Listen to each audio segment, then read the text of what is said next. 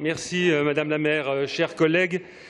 Personne n'en a parlé, mais au moment où nous examinons le schéma de développement touristique de la ville, Manuel Valls va présider un comité interministériel tourisme qui ne s'était pas réuni depuis 13 ans. C'est vous dire la gravité de la situation.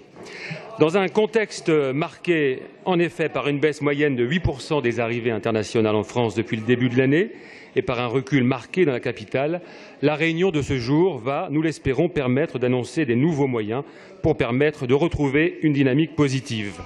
Mais il faudra des mesures choc. Certes, on l'a dit, les attentats dramatiques que nous avons subis ont contribué à faire fuir de nombreux touristes. Mais il ne faut pas se voiler la face. Il y a longtemps déjà que ce que j'appellerais en la circonstance la problématique parisienne de la sécurité au quotidien a contribué à amorcer, On ne peut pas terminer.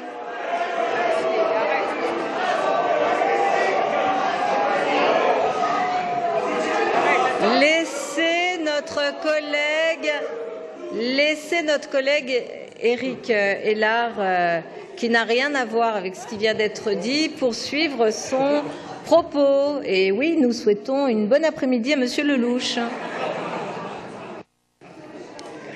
Je reprends, après cette petite récréation. Je disais donc qu'il ne faut pas se voiler malgré tout la face. Il y a longtemps que la problématique parisienne de la sécurité au quotidien a contribué à amorcer une décrue lente mais certaine de l'image internationale de la capitale. La clientèle asiatique, qui est aujourd'hui au cœur des préoccupations des pouvoirs publics, enfin, en est l'illustration la plus parfaite. Fort pouvoir d'achat, beaucoup de liquidités, shopping de produits de luxe, autant d'attraits pour le banditisme. La proposition de renforcement des caméras de vidéosurveillance à Paris, annoncée dans la presse aujourd'hui, va dans le sens d'une demande que nous faisons de longue date. Elle répond à l'enjeu de sécurité, central pour les touristes, et doit concerner prioritairement les aéroports, les sites touristiques, hôtels de luxe. Je salue donc le réalisme de la décision du gouvernement en la matière. Deuxièmement, il faut créer à Paris une brigade touristique de plusieurs centaines d'agents. C'est l'objet du vœu que je défends, c'est-à-dire une unité spéciale de la brigade anti-civilité de la ville qui sera compétente pour l'information et la prévention des atteintes à la tranquillité des touristes. Elle devra être très facilement identifiable des touristes, composée d'agents parlant au minimum l'anglais.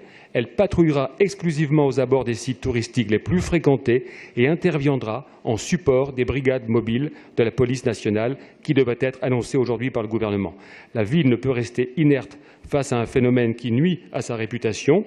J'espère que vous y apporterez une réponse favorable, complémentaire à celle relative au déploiement de commissariats mobiles au sein des sites touristiques les plus fréquentés. Je vous remercie.